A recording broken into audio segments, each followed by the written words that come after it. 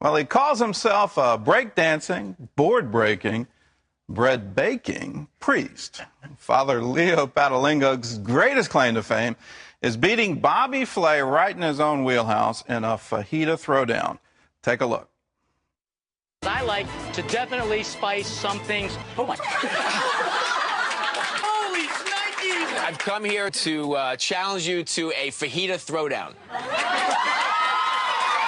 As God is my witness, I am not afraid. Chef Bobby Flay, bring it! On September 9th, 2009, TV audiences watched a sizzling steak fajita throwdown between one of the Food Network's top chefs, Bobby Flay, and Father Leo Patalinga, with Father Leo tasting the victory. But Father Leo isn't just a master in the kitchen. He's a martial arts instructor, a breakdancer, and the chairman of pastoral theology at the seminary at Mount St. Mary's University. Using all of his God-given talents, Father Leo's on a mission. With his web series, Grace Before Meals, he hopes to bring families together one meal at a time, feeding the body, mind, and soul. Well, please welcome to the 700 Club the author of Grace Before Meals, Father Leo. Hey, thank you. Actually, God I'm bless not you. the author, God is, but okay. I pray it, so that's a good thing. That's right, he did start this. He sure did. I was watching you and Bobby Flay, and I got to admit, I was rooting for you. I was like, you know, can you take him down in his own food? I mean, he's considered a master. Yeah, he is. Fajitas of Southwest cooking. That's right. Where I work at the Mount St. Mary's in Emmitsburg, Maryland, some of the seminarians, I think, were taking bets. You know, oh, really? Because we didn't know exactly who was going to win. I was not allowed to say anything. You had to keep it all quiet. Yeah, just all quiet, basically under the seal of the confession, and basically I couldn't say anything until it came out. And I got to tell you, it was a lot of fun to see what they did, not just in showing the beauty of the food, but more importantly, the power of the movement of Grace Before Meals. How did you learn to cook? Really, it's because I'm hungry all the time. I mean, you're going to do it out of necessity. For me, I like to eat. Exactly. So if you would like to eat, you want to cook. And because I don't like to do dishes at the end, that's the deal. You know, I cook, they clean. But I started at home, really, with mom and dad, because family meals were so important. And Filipino hospitality, that's my national origin. Yeah. They're all about entertaining, all about it. And it's all about family and yeah, friends. You know, hospitality and just, is so Christian. You know, let's have a big meal together. Fiestas, exactly. Right. So the whole feast day mentality is how I learned. But I also studied a little bit at the Cordon Bleu in Perugia when I was a seminary, and then even after I was ordained a priest in '99. So you went to one of the finest schools in Italy. Well, so you're really a ringer. No, just a couple courses. I can't say that I took the. I'm a hack. You learned your foundations, and you learned them well. And at that point, they said just apprenticeship. Just keep practicing. It's almost like prayer. You learn the basics, but you gotta practice, and you gotta share that. And that's what I do, is just practice with family and friends. Tell us about the whole movement, Grace Before Meals. What are you really trying to do here? What started off as a joke after September the 11th, and that's actually written in the new edition of the book, is how it all started. But it started off as a joke, and, you know, they say God has a sense of humor. And meeting all the right people, which I did not intend to do, led from one thing to the other, and then realizing the whole time that maybe God is taking this very seriously because of the power of food. I'm not all about just the technique of cooking. It's the purpose of food and what it does. It's religious. And the word religion, from the Latin verb religere, means to bring together. You know, for what? What's the one thing that's going to bring families together? Good food. Right. Yeah. And God knows that. I remember praying and asking the Lord, how have the Jewish people survived 4,000 years with their culture intact? And it just came to me in a flash. It's all about their gathering together and celebrating as a family. The Pascha, the Passover. It's not just going to synagogue and the training there. It is celebrating all the festivals together as a family. And even the Sabbath meal. Yeah. And how important that is and how it knits them together. Yeah. I mean, the rootedness of God being part of the dinner table is one reason why, even though it's not a religious holiday, we cannot negate the veracity of Thanksgiving as being a spiritual holiday. You know, people come together, they're all like nice to each other. They're actually doing the religious holiday. Exactly. And mine too. But, we give thanks. But I say, why do it once a year? Why Right. can't you do it every day of your life? When are you not grateful for the blessings God put on your table? And more importantly, the blessings of the people around your table. And so that's what I'm trying to do, is remind people that He is there and He's inviting you to His. Come and get it.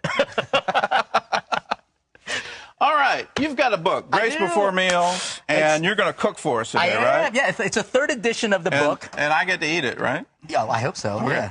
Here we go. Let there be fire. So what we're going to do is we're going to be cooking from one of the recipes. And this is an old family recipe. Well, a old family Passed recipe down. done up in a new way, because some of the you're all about ingredients. fusion, so you've added some things. So really, the book's chapter is the last one on there, and we talk about the struggles of everyday life.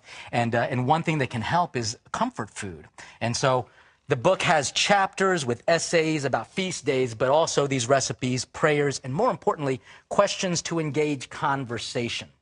Okay. All right, what I'm going to do this is your mom's adobo recipe. Yeah, done up. Exactly. My mom will probably if you're into wonder. traditional Philippine adobo, this is not This is not it. This is not it. Exactly, and I'm not going to lie to you. What I just did was I just tested the oil just to see if it was hot It's not enough. hot. So about 45 seconds to heat this oil up. It's a beautiful cast iron pan, and we're going to be doing brown meat, the legs, because it's going to keep some tenderness. However, you could easily cut up chunks of white meat, and just as long as you sear it. And what we've done is we're going to flavor the oil with some garlic, But which the is what dark we've meat's going done. to retain more moisture, more Absolutely. flavor. And what we're going to do is we're just going to... cheaper, so. Yeah, exactly. Exactly. And my style of cooking is all about for family. So this is hot enough so that we can sear the chicken a couple All right, minutes so on you each side. marinated these beforehand? Salt and pepper. Salt, pepper, A little five bit of spice? five spice, exactly. And the five spice is going to go in, which is kind of replacing the traditional adobo mix. And this just contains a whole bunch of good stuff. And that is like the greatest smell in the world, you know, when the spices hit the oil.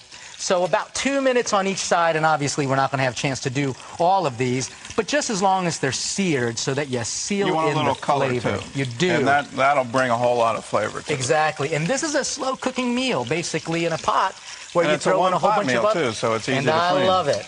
You know, Grace After Meals is when everyone does dishes. So, and what we're going to do And is... that's one of the hardest things to get your family to do. Exactly. Onions, because I like to see people cry. And so what we're going to do is just dump these in here. I'm going to break it open to help with the cooking process. This will reduce. And you just quartered up one large onion. One and large onion. Real easy prep on this. Super easy, which is my style of cooking. You know, the whole purpose of Grace Before Meals is to let families know life does not have to be hard. So, very simple. We're just going to put that all together, impart a little bit more flavor on here. And so this is the five spice. Just add a little bit more in. And then I'm also going to add some peppercorns. Here's what makes the adobo unique, is that we are going to add some vinegar to it as well. And this is where I think Christianity and just faith in general benefits from one another. What we're doing is we're taking the sour and the saltiness.